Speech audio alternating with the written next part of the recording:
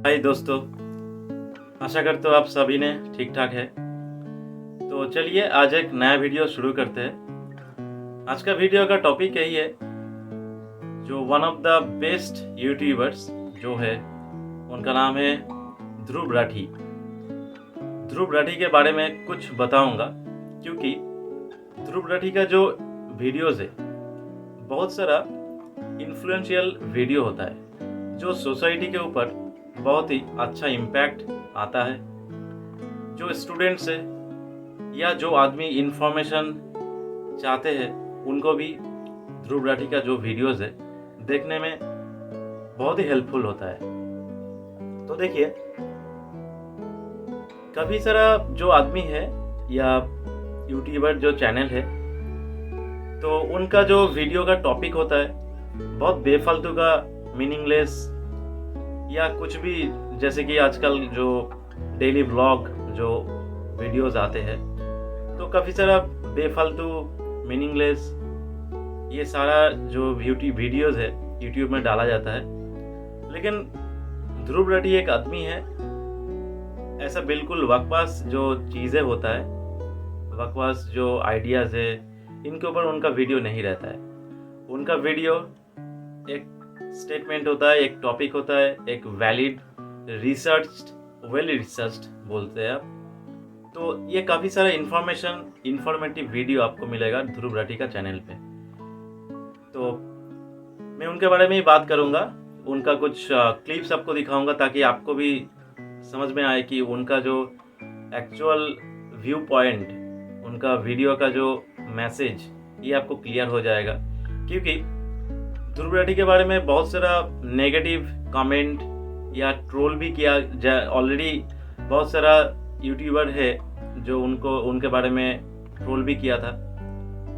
तो ये काफ़ी सारा क्लैरिफिकेशन भी आपको मिल जाएगा, ये आदमी कौन है, इसका मकसद क्या है, और इनका पॉइंट ऑफ व्यू, इनका जो पर्सनालिटी, ये काफ़ी सारा इंफॉर्मेशन आपको मिल जाएगा। Dhruv Rathee Bigg Boss OTT entry confirmed. तो क्या ये बात सच है? नहीं। अभी तक ना तो किसी ने मुझसे पूछा बिग बॉस में जाने के लिए इस सीजन में, और ना ही मैंने किसी को बोला कि मुझे बिग बॉस में जाना है। तो सबसे पहले तो आपको हमारे इंडियन मीडिया का स्टैंडर्ड इससे पता चलता है क्या है। बेसर पैर कुछ भी छाप देंगे ये। में से कुछ लोगों के मन में सवाल होगा, अगर बिग बॉस में मुझे इन्वाइट किया जाए तो क्या मैं जाऊंगा बिग बॉस में? नहीं।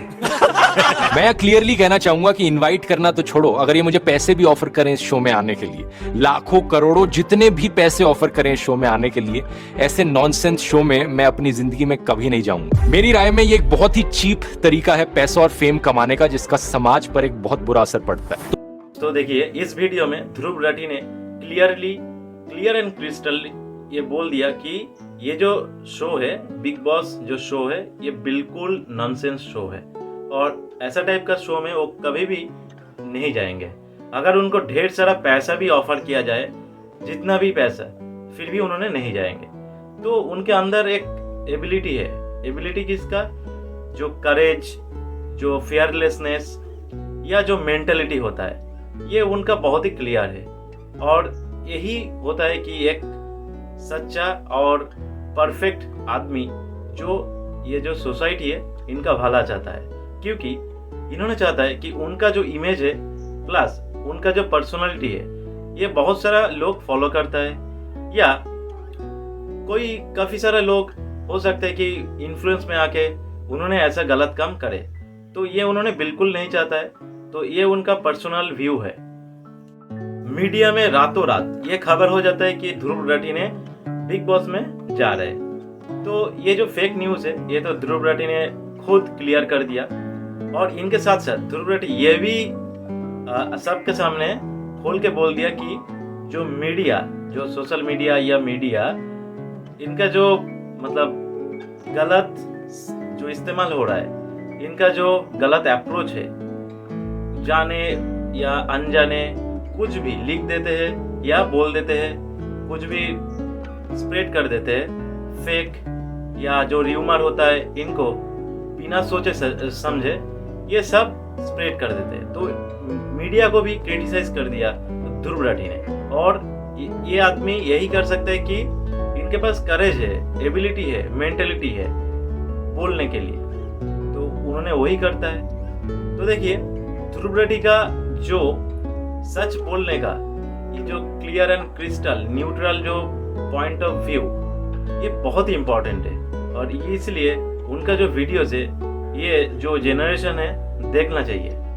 बात है कि आज के दिन भी कुछ लोग एवोल्यूशन को सच मानते नहीं है। एवोल्यूशन सिर्फ एक थ्योरी ही नहीं बल्कि एक फैक्ट भी है। जब हम थ्योरी शब्द का प्रयोग करते हैं यहाँ पर, उसका मतलब है एक साइंटिफिक थ्योरी। एक साइंटिफिक थ्योरी तभी बनाई जाती है जब हमारे पास भरपूर एविडेंस यहाँ मौजूद हो। एल्बर्ट आइंस्टाइन की theory of special relativity, theory of big bang और थ्योरी ऑफ एवोल्यूशन, ये सब थ्योरीज हैं, लेकिन ये सारी चीजें फैक्ट भी हैं। इस पूरे वीडियो में आपने देखा कि कितना एविडेंस है जो एवोल्यूशन को प्रूफ करता है, लेकिन इसे काउंटर करने के लिए ऐसा कोई भी एविडेंस नहीं है जो साबित कर पाए कि एवोल्यूशन सच नहीं है। एस्टिमेट किया जाता है कि आज के दिन करीब 97% साइंटिस्ट का मानना है कि एवोल्यूशन एक सच्चाई है। जो हुआ उस सब की एक्सप्लेनेशन हमारे पास मौजूद है। ये बड़े शर्म की बात है कि कुछ पॉलिटिशियंस हैं हमारी सरकार में जो इस पर यकीन नहीं करते और जो चाहते हैं कि इसे स्कूल के सिलेबस से बाहर कर दिया जाए। लेकिन इतना सारा सबूत सुनने के बाद कोई भी समझदार आदमी एवोल्यूशन को गलत नहीं कहेगा। हमारे दोस्तों, आप सभी ने देखा कितना अच्छा से ध्रुव रेड्डी ने जो एवोल्यूशन का थ्योरी है ये अच्छा से रिप्रेजेंट किया। जैसे कि हम लोग छोटे बचपन में पढ़ाई किए थे स्कूल लाइफ में, ऐसा लगा कि कोई भी टीचर इनसे अच्छा नहीं पढ़ा सकता है, राइट। और ये काफ़ी सारा वेल रिसर्च है, उन्होंने जो फैक्ट है, रिसर्च है, ये थ्योरी है, इन्होंने बताया। और ये भी मेंशन किया था कि देखिए जो एजुकेशन मिनिस्टर है उन्होंने जो इवोल्यूशन का थ्योरी है ये पढ़ाई से उठा देने का बात किया था और किया भी है, मतलब सिलेबस से ये हटाया गया। तो देखिए पॉलिटिशियन का एक टारगेट होता है कि उनका टारगेट यही है कि एक मूर्ख जनता मिले उनको, जो उतना ही समझे कि टैक्स पे करे और हमारा बातों सुन सके। Critical thinking, question, voice raise, ये सब ना करे, ऐसा उनको मूर्ख जनता चाहिए। और इसके चलते उनका मतलब पॉलिटिशियन का यही मेन मुद्दा होता है कि पढ़ाई को जितना वेल इन्फॉर्म्ड, वेल रिसर्च्ड, और उनके लिए जो खतरा है, क्योंकि इंसान को लॉजिकल नहीं बनना है। लॉजिकल बनेगा तो क्वेश्चन करेगा। तो पॉलिटिशियन का यही मुद्दा होता है और उनका टारगेट वही होता है। तो इसके चलते इवोल्यूशन का जो थ्योरी था इसको भी हटाया दिया गया बाय द बीजेपी गवर्नमेंट। से लेके मैरिज फंक्शंस तक, बच्चों से लेकर बूढ़ों तक, हर कोई ने हर जगह पीता दिखता है। कोका कोला की खुद की वेबसाइट के अकॉर्डिंग हर दिन 1.9 बिलियन सर्विंग्स बिकती हैं कोका कोला की। इमेजिन कर सकते हो ये नंबर कितना बड़ा है। और ये तो सिर्फ एक ड्रिंक की बात होने लग रही है। अगर आप सारी सॉफ्ट ड्रिंक्स को इंक्लूड करो, दुनिया भर में कितना लोग इन्हें पीते हैं। इसलिए आज के वीडियो में मैं आप सबकी आंखें खोलने वाला हूं, ये बताकर कि एक्चुअली में इन ड्रिंक्स के अंदर है क्या। तो दोस्तों, आप सभी ने देखा जो वीडियो था, ये शुगर कंज्यूम करने का जो इफेक्ट है ऑन हेल्थ, इसके बारे में था। मतलब कोल्ड ड्रिंक्स और सॉफ्ट ड्रिंक्स जो हम पीते हैं डेली लाइफ में, तो इनका जो बैड इफेक्ट है इन्होंने दिखाया। ये वीडियो अवेलेबल है उनका चैनल पे, ध्रुव रेड्डी का चैनल पे, आप जाके देख सकते हैं। तो देखिए उन्होंने क्लियरली इस वीडियो में दिखाया कि शुगर कितना मतलब क्वांटिटी में है सॉफ्ट ड्रिंक, कोल्ड ड्रिंक्स में, और नहीं पीना चाहिए, बिल्कुल नहीं पीना चाहिए, क्योंकि ये एक स्लो पॉइजन है जो हमारे हेल्थ को डैमेज करता है डेली बेसिस में। तो देखिए उनका जो वीडियो है ये clear and crystal positive point of view इनमें दिया जाता है और हमारे अच्छे के लिए उन्होंने वीडियो बनाते हैं, राइट। इस वीडियो में क्लियरली मेंशन है कि आप देख सकते हैं, और ये जो आर्टिफिशियल कलर होता है, फूड कलर होता है, प्रिजर्वेटिव होता है, शुगर होता है, रिफाइंड शुगर, जो बहुत ही हार्मफुल है हेल्थ के लिए, ये वेल रिसर्च्ड और क्लियरली आपको मिलेगा इस वीडियो में, आप देख सकते हैं। आप अगर कोई भी एक कोल्ड ड्रिंक्स या सॉफ्ट ड्रिंक का बोतल लाइक मिरिंडा या पेप्सी आप उठा लेंगे और देखेंगे इसमें इंग्रेडिएंट्स क्या क्या है, आप खुद ही जाके गूगल पर जाके सर्च करके देख सकते हैं। क्योंकि हम डेली बेसिस लाइफ में उतना टाइम निकल के नहीं देखते हैं, यही प्रॉब्लम होता है। और इसका फ़ायदा ये कंपनी लोग उठाता है कि ये जो कंपनी लोग होता है ये बिजनेस कर रहे हैं, ये किसी का हेल्थ के बारे में, जो सिटीजन से नागरिक है इनके बारे में नहीं सोचता है। इनका मकसद यही होता है कि ढेर सारा पैसा कमाओ, वही होता है। और उनका यही मकसद होता है कि बिजनेस को एक्सपैंड करो। हिंदू आज के दिन बिना रोक टोक के मूर्ख भी नहीं बन सकता। सही बात नहीं है दोस्तों। लोग IITN बनते हैं आज के दिन, कुछ लोग साइंटिस्ट बनते हैं, कुछ लोग IAS बनते हैं। अगर कुछ लोग बेवकूफ बनना चाहें तो क्यों नहीं बन सकते वो बेवकूफ। सबको मूर्ख बनने का अधिकार है और सभी रिलीजन्स के लोग इस अधिकार के बारे में जागरूक हैं। लोग रिलीजन को लेकर जरूर डिवाइडेड होंगे एक दूसरे से, लेकिन यूनाइटेड हैं ये सारे रिलीजन के लोग सुपरस्टिशन के नाम पर। ऐसे फर्जी बाबा आपको हर धर्म में मिल जाएंगे और कितने लॉयल तरीके से कुछ लोग इन्हें फॉलो भी करते हैं। आइए आज के वीडियो में इस बागेश्वर बाबा को समझते हैं और जनरली इन बाबाओं के फिनोमिना को भी समझते हैं। You don't have any relationship with Jesus, Mahavir, Buddha, Krishna.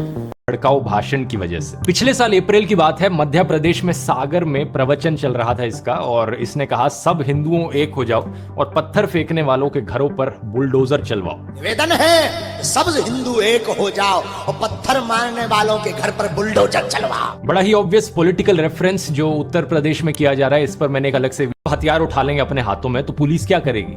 Police की अपनी जॉब छोड़ दे और बाबा बनने बैठ जाए। लॉयर्स और जजेस और लॉ एंड ऑर्डर का क्या? कायरो जग जाओ, अब सब हिंदू अपने हाथ में हथियार उठा लो और कह दो हम सब हिंदू एक हैं। बड़ी ही ऑब्वियस बात है कि ये कम्युनल भड़काऊ भाषण था, पब्लिक पीस को डिस्टर्ब करने की कोशिश थी। लेकिन जैसा कि हम जानते हैं हमारे देश में लॉ एंड ऑर्डर की क्या हालत है, कोई अरेस्ट नहीं किया गया। कुछ दिन बाद धीरेन्द्र कहता है कि मैं बाबा नहीं ढाबा हूं, ऐसी गलती बार बार करता रहूंगा। अब उन्हें पता ही नहीं कि हम बाबा हैं ही नहीं, हम तो ढाबा हैं। कहना जरूरी है कि जो बाबाओं का कॉन्सेप्ट है इनहेरेंटली उसमें कुछ गलत नहीं है, ये एक बड़ा ही अच्छा कॉन्सेप्ट है। कुछ ऐसे लोग जो स्क्रिप्चर्स को पढ़ते हैं उन्हें जिंदगी के बारे में स्पिरिचुअल अंडरस्टैंडिंग मिलती है और वो एक लाइफ कोच की तरह काम करते हैं, एक पर्सनल काउंसलर की तरह काम करते हैं। ये पुराने जमाने में बहुत होता था और तब कोई फीस चार्ज नहीं करी जाती थी, ये एक सेल्फलेस सर्विस होती थी जो असली बाबा देते थे। हिंदू भिक्षु, बौद्ध भिक्षु, जैन भिक्षु, मुस्लिम फकीर, इतिहास में हमने कई ऐसे लोग देखे। आदि शंकराचार्य, बाबा फरीद, कबीर, गुरु नानक, बाबा बुल्ले शाह, स्वामी दयानंद सरस्वती, स्वामी विवेकानंद और जिड्डू कृष्णमूर्ति। लेकिन हाल ही में ट्रेंड सा आ गया है कि निकम्मे लोग बाबा बनने शुरू हो गए। इन फर्जी बाबाओं के पास कोई लाइफ एडवाइस नहीं है लोगों को देने को, ये बस बेवकूफ बनाना जानते हैं अपना धंधा चलाने के लिए। जो भिक्षा तो आप सभी ने देखा ये वीडियो में कैसे जो बागेश्वर धाम जो बाबा है इनका एज भी कम है, 26 ईयर्स है ओनली। तो कैसे फ्रॉड, फेक जो एक्टिविटीज़ है ये सब करके उन्होंने ये जो बागेश्वर धाम ये इंट्रोड्यूस किया था। तो ये अभी बाजार में तो बहुत ही बिक रहा है। और जैसे कि इंडिया में बहुत सारा चलता है ये सब बिजनेस, फेक फ्रॉड बाबा का जो बिजनेस होता है ये बहुत ही अच्छा से चलता है, क्योंकि सुपरस्टिशियस जो बिलीफ है ये हमारा रिलीजियन पे या मुस्लिम, क्रिश्चियन, जो भी रिलीजन है सभी में ही है, सभी जाति में भी है। सुपरस्टिशियस जो थिंकिंग होता है बहुत काफ़ी सारा है। और इसके चलते इसका जो फ़ायदा उठा के ये जो फेक फ्रॉड बाबाज है ये बिजनेस करके बहुत बड़ा आदमी बन जाता है। और यही वीडियो में क्लियरली दिखाया। ये वीडियो में क्लियरली बागेश्वर धाम बाबा ने जो हिंदू को प्रोवोक करते हैं और ये अब क्लियरली देखा। तो बहुत सारा कम्युनल हेट स्पीचेस है, लेकिन इनके विरुद्ध कोई एक्शन नहीं लिया जाता है क्योंकि इनको फेवर मिलता है। जो पॉलिटिशियन होता है, जो लोकल पॉलिटिशियन या MP, MLA, इनके तरफ से इनको बहुत सारा फेवर मिलता है क्योंकि बागेश्वर धाम के पास बहुत सारा फॉलोअर्स होता है। तो वो फॉलोअर्स का जो वोट बैंक है उनको चाहिए, पॉलिटिकल लीडर्स को चाहिए। तो इसके चलते पॉलिटिकल लीडर्स का भी हाथ रहता है उनके साथ और इनके बारे में कोई एक्शन नहीं लिया जाता है। बागेश्वर धाम बाबा का स्पीच सुनिए। उन्होंने बोलता है कि सब हिंदू एक हो जाओ, हथियार उठाओ। तो ये कितना भड़काऊ भाषण है। और इसके चलते जो कम पढ़ा लिखा आदमी, सिर्फ कम पढ़ा लिखा आदमी नहीं, जो वेल एजुकेटेड है उन्होंने भी इनको फॉलो करते हैं, क्योंकि उनको मिलता है, एडवांटेजेस है और फ़ायदा आता है, इसीलिए उन्होंने इसको सपोर्ट करते हैं। क्योंकि इमोशनल जो अटैचमेंट होता है वो भी है शायद। तो ये सारा काफ़ी इंफॉर्मेशन मैटर करता है कि आपने किसको फॉलो कर रहे हो और क्यों फॉलो कर रहे हो, राइट। ध्रुव राठी ने बहुत ही अच्छा से एक स्टेटमेंट दिया इस वीडियो में कि आदमी IAS बनते हैं, IPS बनते हैं, डॉक्टर, इंजीनियर बनते हैं, तो आदमी मूर्ख, बेवकूफ़ क्यों नहीं बनते। और हम बनते भी हैं, क्योंकि अगर आप ऐसा नॉनसेंस, बेवकूफ़, बेफालतू, फेक बाबा, फ्रॉड बाबा को अगर आप फॉलो करते हो तो आपको यही बोला जाएगा कि आप मूर्ख हो, बेवकूफ़ हो, क्योंकि आपको उल्लू बना के ये लोग इसका मुनाफा बनाता है और ये पैसा कमाता है, बिजनेस करता है। लेकिन आप आपका इमोशन पे आके इसको फॉलो कर लेते हो।